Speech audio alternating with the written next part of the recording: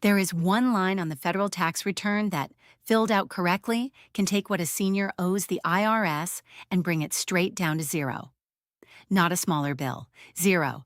And I need you to sit with how strange this is for a second, because tax preparers who specialize in retirement returns describe this exact form the same way over and over, relatively unknown, easy to miss, and quietly skipped on return after return. Not because people don't qualify, but because almost nothing about how tax software works will surface it unless you go looking for it by name. So today I'm going to give you three things: what this rule actually is and why it can erase a bill instead of just shrinking one. The three specific numbers that decide whether it applies to you, because this one lives or dies entirely on a line most people never check, and then exactly why it gets skipped so consistently, plus the one honest workaround if you already filed without it.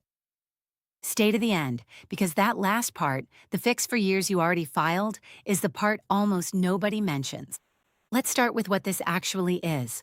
It's called the credit for the elderly or the disabled, and it lives on a form called Schedule R.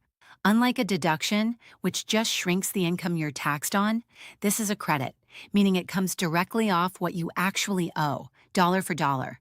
For a taxpayer with a modest tax bill, running anywhere from a few hundred to just over $1,000 a year, this credit alone can wipe that bill out completely. It's non-refundable, so it can't push you into a check bigger than what you owed, but it will take a real bill down to nothing if your numbers line up. Here's why almost nobody claims it, and it comes down to three specific numbers, because this credit was written for a narrow lane, and you either fall inside it or you don't. Number one, your adjusted gross income has to sit under a hard ceiling that depends on how you file, under $17,500 if you're single, head of household, or a qualifying surviving spouse. Under $20,000 if you're married filing jointly and only one spouse qualifies by age, and under $25,000 if you're married filing jointly and both spouses are 65 or older. Number two, and this is the one that trips people up the most, your non-taxable income, meaning the untaxed portion of your Social Security plus any non-taxable pension, also has to sit under its own separate ceiling, $5,000 for a single filer, $7,500 if you're married and both qualify. You can pass the income test and still get disqualified by this second number if you never even knew it existed.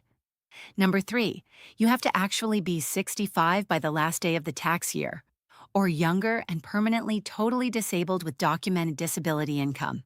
Miss any one of the three, and the credit disappears completely. Land inside all three, and it's sitting there waiting, the same as it has been for years. Here's why 2026 makes this even easier to miss than usual. Last year, a brand new senior deduction showed up on federal returns for the first time, worth up to $6,000 for a single filer or $12,000 for a married couple. And it's gotten almost all of the attention in the news, from tax software, from preparers walking clients through what's new this year. That new deduction is real and worth claiming, but it's a completely separate benefit from the one we're talking about today. The problem is that when everyone's attention goes to the shiny new thing, the quiet, decades-old credit sitting right next to it gets skipped even more than usual, because nobody's flagging it as this year's headline. Two different benefits, two different forms, and claiming one does absolutely nothing to claim the other. Let me walk through what this actually looks like so it stops being abstract. Picture a retired single woman, 67 years old, living on Social Security plus a small pension from a job she left 15 years ago. Her adjusted gross income comes in under the $17,500 line. Her non-taxable Social Security sits under the $5,000 line too. After her standard deduction and the age 65 add-on, she still owes a small amount of federal tax, somewhere in the low hundreds. Without Schedule R, she pays that bill. With it, filled out correctly and attached to her return, that bill goes to zero.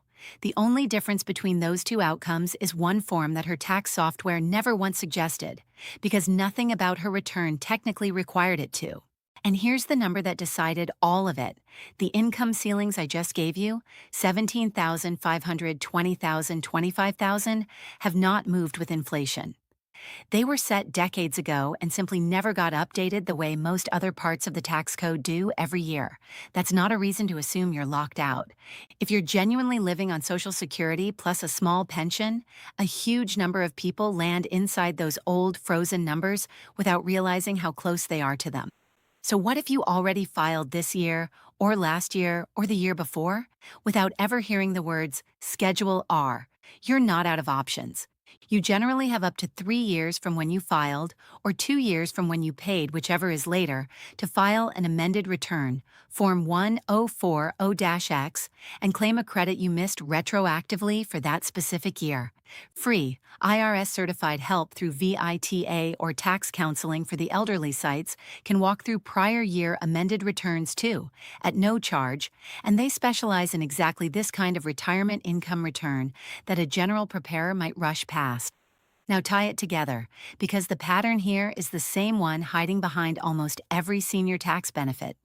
This credit was never removed. It was never made harder to get.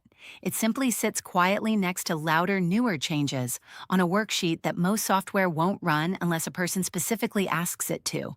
Nobody is going to flag this for you. The IRS isn't going to circle it in red on a notice. It just sits there, the same as it has for years, waiting on one specific question. So here's what I do with this. If your income and your Social Security fall anywhere near the numbers I gave you, ask whoever prepares your return this exact question. Did you check whether I qualify for the credit for the elderly or the disabled on Schedule R?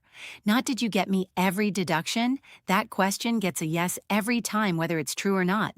That specific name said out loud is what actually gets it checked. And if you know someone living mostly on Social Security and a small pension, someone who's paid a small tax bill every year without ever once hearing the words, Schedule R, send them this today, the rule was never hidden from them on purpose. It was just never asked about. Thank you for watching.